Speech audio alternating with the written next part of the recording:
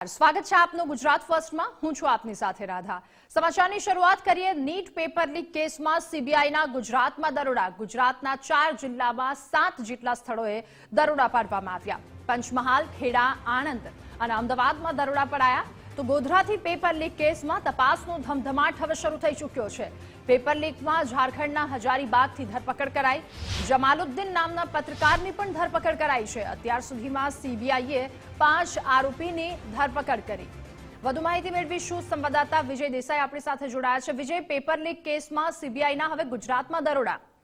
બિલકુલ, દેશભરની અંદર સીબીઆઈ જે પ્રમાણે નીટનું જે પેપર લીક થયું અને કૌભાંડના જે આરોપો થયા ત્યારબાદથી જે તમામ જે ફરિયાદો નોંધાઈ હતી તે કેસની અંદર સક્રિય બની છે। છેલ્લા 4 દિવસથી ગુજરાતની અંદર સીબીઆઈની ટીમે જે તામા નાખ્યા હતા તે અંતર્ગત ગઈકાલે જે પંચમહાલની અંદર જે કોર્ટમાં આરોપીઓને રજૂ કર્યા બાદથી જ સીબીઆઈ એક્શનમાં આવી છે। અત્યારે વહેલી સવારથી જ ગુજરાતના જે 4 જિલ્લાઓની અંદર છે અલગ અલગ 7 સ્થળે છે સીબીઆઈની ટીમ દ્વારા દરોડાની કાર્યવાહી ચાલી રહી છે, જેમાં ખેડા, આણંદ, અમદાવાદની અંદર પણ અત્યારે કાર્યવાહી કરવામાં આવી રહી છે। ઉપરાંત પંચમહાલનું જે ગોધરા છે જે આ નીટ કૌભાંડનું એક એપી સેન્ટર માનવામાં આવે છે, ત્યાં પણ સીબીઆઈની ટીમ દ્વારા વહેલી સવારથી જ તપાસ ચાલી રહી છે।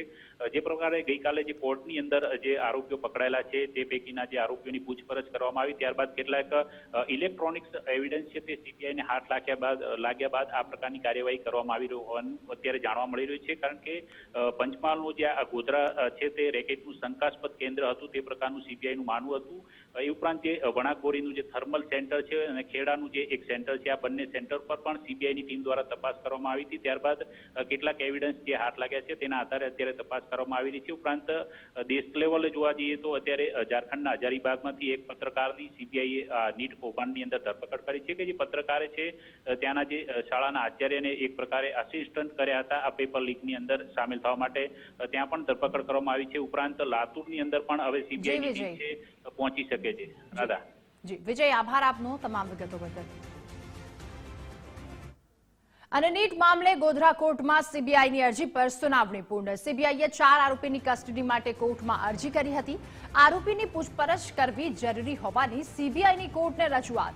7 રાજ્યોમાં તપાસ ચાલતી હોવાથી પૂછપરછ અહીંયા જરૂરી છે।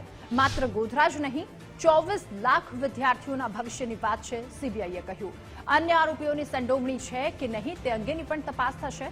ગોધરા ડિસ્ટ્રિક્ટ એન્ડ સેશન્સ કોર્ટે સીબીઆઈની દલીલોને નકારી। તમામ આરોપીઓની પૂછપરછ બાદ આગળ વધીશું, સીબીઆઈએ કહ્યું। અને દેશભરમાં એક મોટું રેકેટ ચાલી રહ્યું છે જેને રોકવું અતિ આવશ્યક છે।